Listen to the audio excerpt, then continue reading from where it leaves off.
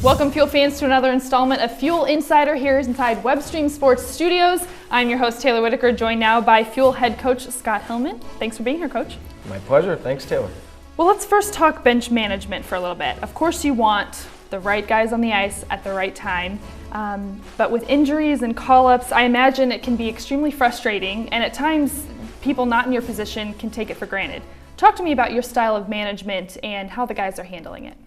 You know, it's a constant juggling act, without question. We've got a couple guys on the IR, a couple guys on reserve that aren't eligible to us right now either, not ready to go. And of course, those call-ups that come at a moment's notice. And you know, you go from the exuberation of winning that third straight game in Cincinnati and knowing already, I knew prior to the game that both Mac and Nick Matson were headed up to Rockford. So you get to announce that positive news after the game, but then of course you got to go play 3 more games in the next 4 nights. So it's tough on the guys, and so you're always matching lines and trying to juggle those things and make your changes to the power play as well. But you know, it's the nature of this league, so it's certainly not an excuse. It's things we have to deal with.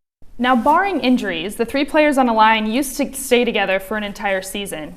Shifts were longer, less personnel changes throughout the game, but now changes can happen shift to shift, which can be quite chaotic to a team. What are your views on how to handle that and kind of the source of it?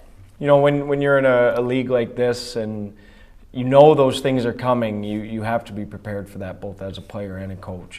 And that's why you need guys in structure and to play on the same page. So at any time, any guys can jump over that wall and have some familiarity with what the expectations are based on game situation or based on positional play. So and we need that because it's a 10-forward league, not a 9 or 12-forward league. So every shift, it could be different, as you mentioned. Plus, coincidental penalties, all sorts of things can change during the game. So, you know, it's just the nature of developmental hockey. Well, thank you so much, Coach, for being here. I appreciate your time. And to you, Fuel fans, thanks for tuning in to another edition of Fuel Insider from inside WebStream Sports Studios. I'm Talor Whitaker. We'll see you on the ice.